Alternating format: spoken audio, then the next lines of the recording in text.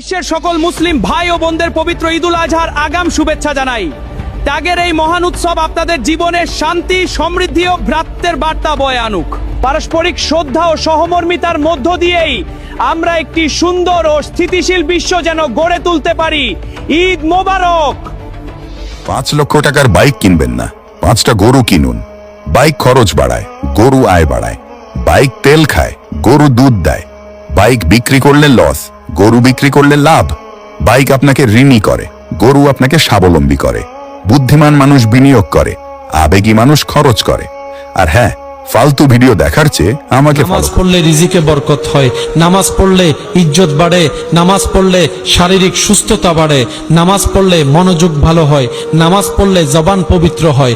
নামাজ যদি মন থেকে পড়তে পারি, আল্লাহ দয়া করলে একদিন এই নামাজও আমাদের জন্য রহমতের ছায়ায় থাকার, বসবাস করার জীবন হয়ে যাবে। ব্যক্তি মৃত্যুর পর আফসোস করবে। রাসূলুল্লাহ সাল্লাল্লাহু আলাইহি ওয়াসাল্লাম বলেছেন, প্রত্যেক ব্যক্তি মৃত্যুর পর আফসোস করবে। সাহাবীগণ জিজ্ঞেস করলেন, ইয়া রাসূলুল্লাহ, কিসের জন্য আফসোস করবে? তিনি বললেন, যদি সে নেককার মানুষ হয় তবে আরো বেশি নেক কাজ কেন করলো না, সেই জন্য আফসোস করবে। আর যদি সে গুনাহগার হয় তবে কেন সে গুনাহ থেকে বিরত থাকলো না, সেই জন্য আফসোস করবে। নবীজি আরো বলেছেন, যে ব্যক্তি আমার হাদিস শুনলো এবং তা অন্যদের কাছে পৌঁছে দিল। যদি আজ রাতেই তোমার নামটা মৃত্যুর তালিকায় লেখা হয়, তাহলে তোমার ফোনে শেষ ভিডিওটা কি থাকবে?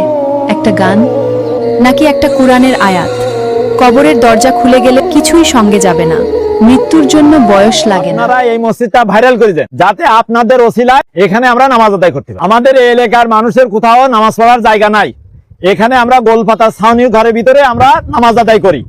এখানে খুব কষ্টে আমরা আসি, বৃষ্টি আসলে ওর ভিতরে আমরা থাকি, পলিথিন বানিয়েছি, আমরা নামাজ আদায় করি। কতজন মানুষ এখানে নামাজ পড়ে? 100 জন মানুষ এখানে নামাজ আদায় করে। দেশবাসীর কাছে আমাদের চাওয়া যে আর্থিক সচ্ছলতার জন্য যেন আমরা সবাই এখানে নামাজ আদায় করি। নাকি আপনার পরিবার আপন, এটা বুঝবেন কিভাবে জানেন? আপনার স্ত্রীকে যে কষ্টটা আপনি দেন, তার 1 ভাগ কষ্ট শুধু পরিবারের মানুষদের দিয়ে দেখেন, তাহলে বুঝতে পারবেন পরিবারের মানুষের কাছে আপনি কতটা খারাপ হয়ে যান। অথচ আপনার স্ত্রী আপনার কাছে কত কষ্ট পায়, কত অবহেলা পায়, তাও আপনার কাছে পড়ে থাকে, তাও আপনাকে ভালোবাসে, সব ভুলে যেয়ে আপনাকে আগলে নেয়।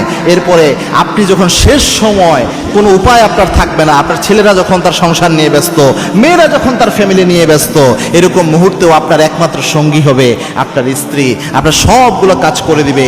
আপনি ছোট্টবেলায় মাসুম অবস্থায় যখন ছিলেন, আপনার মা যেভাবে আপনার জন্য ঢাল হয়ে গিয়েছে, ঠিক একইভাবে বৃদ্ধ বয়সে যখন ওই বাচ্চার মতো অবস্থা আপনার হয়ে যায়, ওই সময় আপনার স্ত্রী আপনার পাশে থাকবে। এজন্য স্ত্রীর উপর কখনো জুলুম করা যায় না। আল্লাহর হাবিব বলেছেন, এই জন্য খেয়ারুকুম লিনিসাইকুম, তোমাদের মধ্যে ওই পুরুষ আল্লাহর কাছে সেরা হয়ে যায় যেই পুরুষ তার স্ত্রীর কাছে সেরা হয়। এই কথা বলে আল্লাহর হাবিব বলতেন, আমি আমার স্ত্রীর কাছে সেরা। আবার আল্লাহর হাবিব এটাও বলেছেন, যেই নারী তার স্বামীর কাছে সেরা, ওই নারী আল্লাহর কাছে সেরা।